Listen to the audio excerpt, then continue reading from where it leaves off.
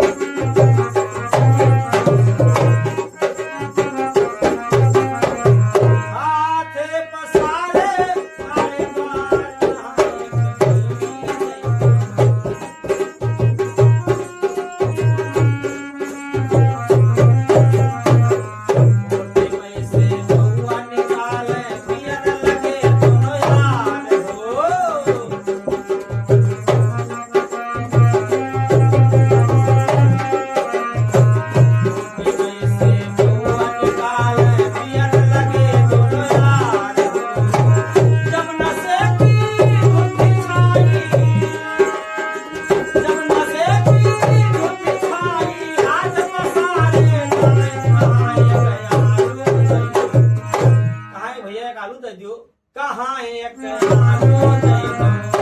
हाथ